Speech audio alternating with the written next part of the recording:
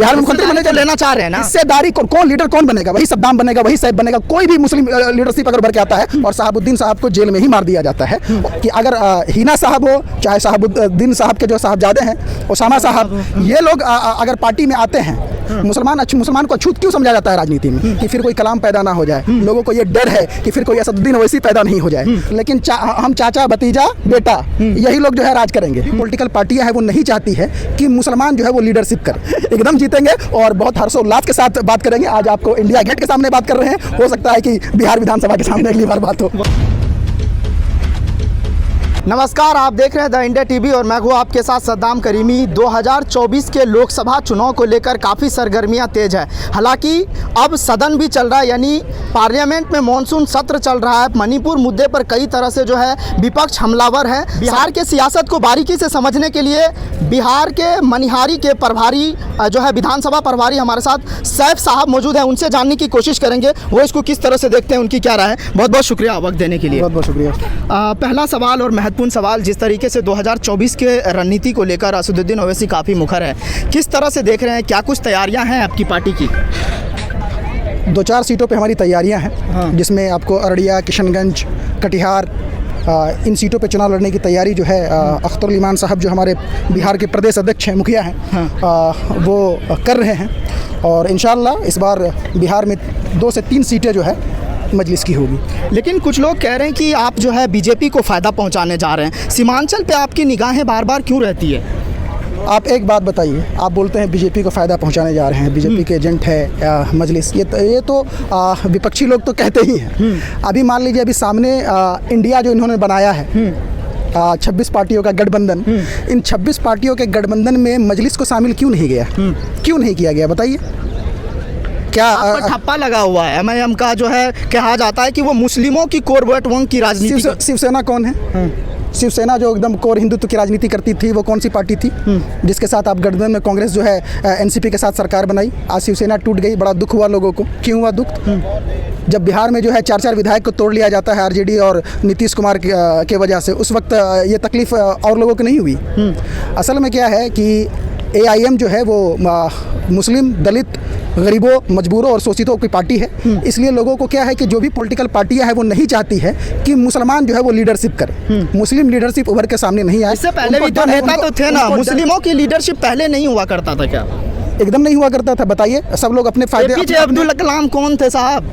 कलाम साहब हमारे राष्ट्रपति रहे और एक परमाणु संपन्न बनाया, उनके बारे में क्या कहना। रही बात लीडरशिप की, तो वही तो मैं ये कहना चाह रहा हूँ, लोगों को डर है कि फिर कोई कलाम पैदा ना हो जाए, लोगों को ये डर है कि फिर कोई असदुद्दीन ओवैसी पैदा नहीं हो जाए। तो असल में क्या है कि मुसलमानों का जो लीडरशिप है उसको एकदम धाराशाही करने की राजनीति है, रणनीति है।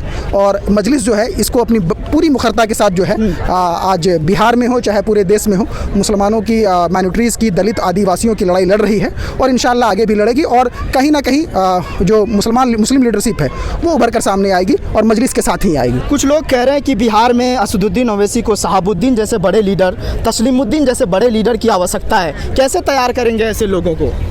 शहाबुद्दीन साहब बिहार की सियासत में एक मुस्लिम बहुत बड़े चेहरा रहे और आपको पता होगा कि उनको बिहार की मिट्टी भी नसीब होने इन लोगों ने नहीं दिया। वहीं आनंद मोहन जी जो है उनके लिए अलग से कानून बनाया गया उनको जेल से रिहाई के लिए, जबकि वो जिला अधिकारी के जो है लिंचिंग केस में आपको सजा याफ्ता थे, आजीवन कारावास की सजा थी। फिर भी जो है कानून बना के उनको बाहर कर दिया जाता है और शहाबुद्दीन साहब को जेल में ही मार दिया जाता है और उनको अपने वतन, अपने घर की सरजमी पे जो है मिट्टी भी नसीब होने नहीं दिया जाता है। यही सियासत है। मुसलमानों को क्या है, जूठन बना दिया गया है।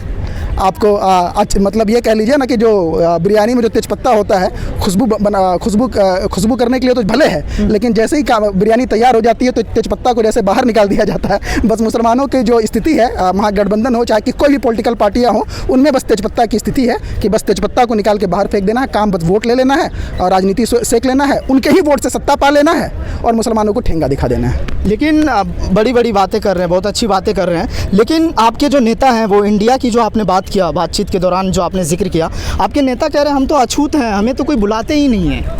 अब यही बात समझने की है ना कि मुस्लिम अछूत क्यों है, मुसलमान को अछूत क्यों समझा जाता है राजनीति में।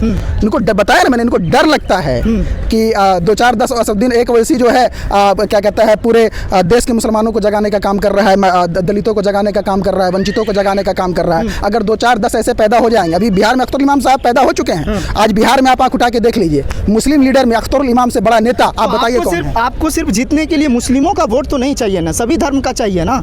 एकदम सभी धर्मों का वोट चाहिए। असल में क्या है, मैं ये कह रहा हूँ कि सबसे ज़्यादा जो शोषित है अभी सीमांचल में क्या है, पलायन की स्थिति है। सीमांचल में जो सीमांचल से हम चुनाव लड़ते हैं, सीमांचल की स्थिति देख लीजिए। वहाँ के बच्चे जितने हैं वो बस गाड़ी भर भर के, ट्रक भर भर के जो है हरियाणा, लुधियाना, दिल्ली, पंजाब यहाँ काम करते हैं 10,000 15,000 रुपये के महीने के लिए। अगर वहाँ कोई बच्चा अगर कोई बीमार भी है तो हमारी सीमांचल के जो लोग हैं, वो माँ बाप हैं, वो दिल में कसक रह जाता है कि अपने बच्चे को देख सके, लेकिन रोजगार ही नहीं है। तो फिर क्या कहता है वहाँ डेवलपमेंट कैसे हो सकता है? मेन ये है कि पलायन सबसे बड़ा मुद्दा है हमारे यहाँ का, बाढ़ सबसे बड़ा मुद्दा है। ये सब चीज़ें जब तक क्या है कि मुसलमानों को क्या है कि आपको जो बिहार की सियासत है उसमें सीमांचल सबसे पिछड़ा इलाका है। और सीमांचल में कभी भी, इसलिए आप देख लीजिए, आपको AMU वहाँ बंद है, बंद पड़ा हुआ है। शैक्षणिक व्यवस्था एकदम साफ चौपट है, रोजगार की स्थिति नहीं है, पलायन को लोग मजबूर हैं। तो कहीं ना कहीं मुसलमानों के साथ सीमांचल में भेदभाव हो रहा है, दलित के समकक्ष भेदभाव हो रहा है। सच्चर कमेटी की रिपोर्ट भी आप पर देख लीजिए ना, उसमें भी तो यही बात है कि मुसलमानों की स्थिति दलितों से भी खराब है। तब इसको क्या कहा जा सकता है? दलितों के नेता तो है ना, कई सारे लोग हैं। मुस्लिमों की लीडरशिप को तैयार करने के लिए क्या कर रहे हैं आपकी पार्टी? आप देख लीजिए, आप जैसे तेजस्वी यादव जी हैं बिहार में, लालू प्रसाद यादव, उनको आप क्या समझते हैं? बोलते हैं ना यादव के नेता हैं, बहुजन के नेता हैं। उनका क्या नारा है? भाई हम यादव हैं, सारे यादव हमको वोट दे दीजिए, लेकिन सीएम कौन बनेगा? मेरा बेटा बनेगा। मांझी जी जो है बोलते हैं हम मुसहर के नेता हैं, सब मुसहर हमको वोट दे दीजिए।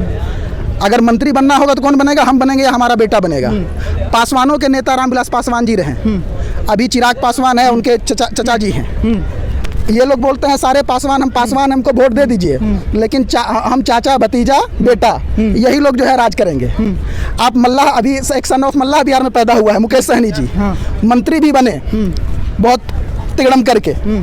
अब मल्लाहों को बोलते हैं कि हम SC ST का दर्जा के लिए लड़ाई लड़ रहे हैं। कभी शाह जी से इतना अच्छा है उनका, मोदी जी से खुद को बहुत अच्छा एकदम क्लोज बताते हैं, सरकार में भी रहे। कहाँ SC ST का दर्जा दिलवा दिया मल्लाह को? असल में जितनी भी पॉलिटिकल पार्टियां हैं जो जात के नाम पे राजनीति कर रहे हैं, उनको अपना फायदा है। वो चाहते हैं कि जात का रोटी सेक के हम सियासत में बने रहें। लेकिन एक असदुद्दीन ओवैसी साहब बताइए, बिहार में मुख्यमंत्री बनने जाएंगे? बिहार में मुख्यमंत्री बनने लेना चाह रहे हैं ना, हिस्सेदारी कौन लीडर कौन बनेगा? वही सद्दाम बनेगा, वही सैयद बनेगा। कोई भी मुस्लिम लीडरशिप अगर उभर के आता है तो उस समाज से उठ के आएगा ना भाई।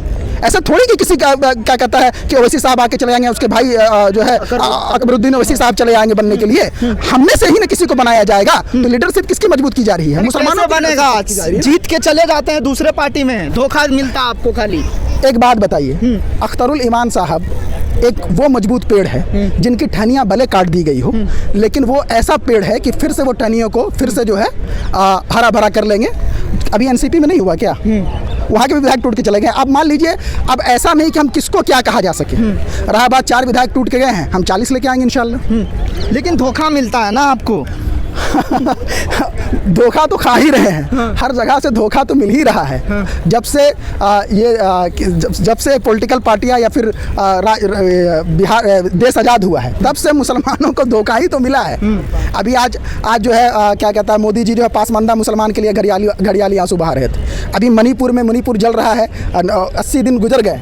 80 दिन के बाद जो है जब सुप्रीम कोर्ट ने संज्ञान लिया इस मामले पे, तो 36 सेकंड में एकदम मणिपुर के लिए घड़ियाली आंसू बहा के गए हैं। ये आदमी बोलते हैं कि हम मोदी जी यूक्रेन में युद्ध रोक दिए। इनके कहने से यूक्रेन में युद्ध रुक जाता है। योगी जी कहते हैं कि फ्रांस में योगी जी ने कहने पर युद्ध रोक दिया गया है। अपने देश में मणिपुर है, इनसे यहाँ नहीं रोका जा रहा है। इनसे 2 समुदाय की जो हिंसा है वो नहीं रोका जा रहा है। असल में ये लोग सिर्फ ब्रांडिंग वाले नेता हैं और ये ठग हैं। ये ठग ऑफ हिंदुस्तान है। अभी का जो इंडिया इन लोगों ने बनाया है, जो 26 पार्टियों की, ये भी क्या इस इंडिया में जो है मुसलमान सिर्फ वोट देने के लिए है, लीडरशिप करने के लिए नहीं। वरना जो है क्या ओवैसी साहब जो है, वो बताइए कब ओवैसी साहब जो है सबसे ज़्यादा मुखर अगर कोई है बीजेपी के खिलाफ बोलने वाले, बीजेपी से एकदम आँख में आँख मिला के सदन में लड़ने वाले, मोदी और शाह को आँख दिखाने वाले, वो असदुद्दीन ओवैसी साहब हैं। फिर ओवैसी साहब एजेंट कैसे हो गए?